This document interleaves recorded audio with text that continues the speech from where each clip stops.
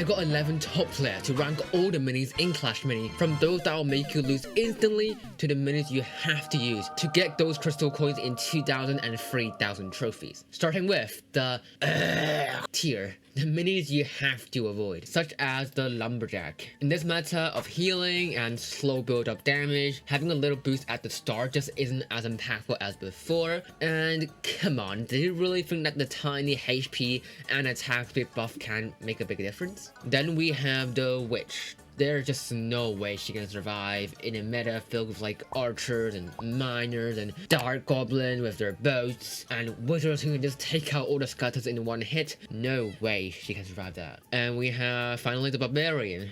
I mean, this is getting ridiculous. The poor guy is literally stuck in the Groundhog Day of being unanimously voted the worst. There's literally nothing that can unite the pros more than the fact that barbarian is the worst. Moving up to the C tier, these minis are weak, but they are useful in a few specific scenarios, such as the Knight and the Guard. These two elixir tanks just aren't that relevant right now because they're really overshadowed by the Golden Giant, and that is the go-to tank right now, and I'll tell you why that is towards the end. Then we have the Wavemaster Jr., aka Bandit. Oh, look at her go, super across my tier list. There's nothing really changing for her since last time. She's still suffering a lot from that massive nerf back in August, I think, and there's just nothing more to add. Then we have the Valkyrie. There's just nothing for her to stand out. The attack speed starts off very slow. It does build up, but it takes a while. The Wizard can also do AoE damage and anti-heal way better than the Valkyrie herself for less elixir. So there's just no really any purpose to pick her above anything else. But then we have the Bowler. He only kind of works in Devil's Deal to take out minis on that tile instantly, but there's not much use anywhere else. It can be easily countered by the Prince, which is very popular right now. And then we have the Spirit Goblin.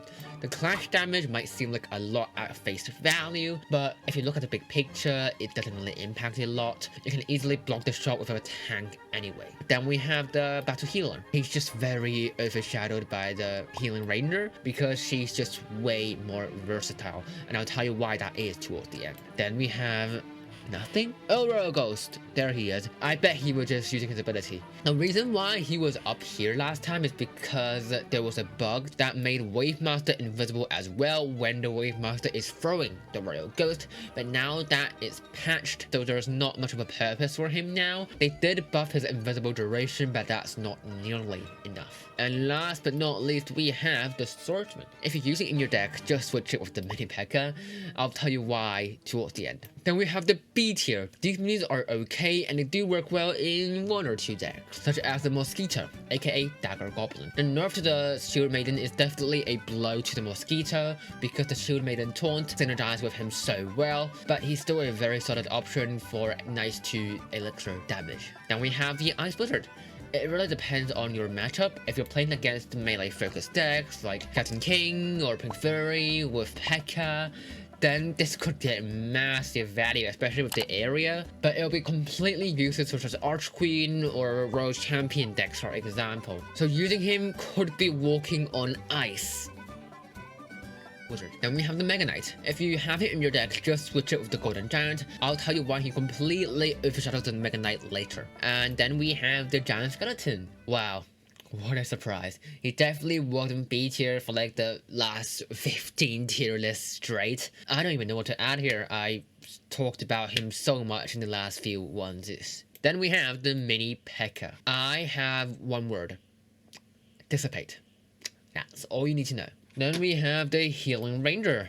The nerf definitely did a blow to her, and the nerf to the Shield Maiden gave her less purpose, but she's still very effective and a versatile healer, delivering great value to miners especially, and she's also great for stuns for obvious reasons. Then we have the P.E.K.K.A. You can sometimes see her in the occasional Pink Fury deck because he can deal big damage, but it is really matchup dependent. That's why he's here in the B tier. And we have the Magic Archer. He used to be a must-have with an Archer Queen, but now he's kind of replaced with the Musketeer. I'll tell you why Musketeer is way more favored now towards the end. And last but not least, we have the Fisherman. This is definitely the mini that I have the most PTSD with. You can plan this intricate setup that will for sure ruin the enemy strategy, and boom, the biggest party people shows up and just ruins all what you're planning. This is the reason why you need Prince in your deck, to prevent him from getting anything accomplished. Moving up to the A tier, these are great minis and I would definitely recommend using them, such as the Miner. There's nothing really that changed for the Miner. He is still a great backline infiltration option, and it requires so much of the attention to play against him, especially for a 2 elixir mini. And then we have the Ewiz. Now that Healing Ranger is losing a bit of popularity, this gives the Ewiz the stage again, where he can stun enemies for days. Well, that's gonna be quite stellar. You thought I was gonna make a cheesy pun about stuns, didn't you? Unbelievable. Then we have the Archer. She's been having a bit of a comeback recently because she works well with the Pink Fairy as support to take down enemy ranged units. And then we have the Dagger Goblin. That's not Dagger Goblin. Dart Goblin. If you protect him well enough with something like the Healing Ranger, you can build up that attack speed and deal insane damage at the end. But it really depends on how well you protect him. And last but certainly not least, we have the Golden Giant. This is basically your go-to tank.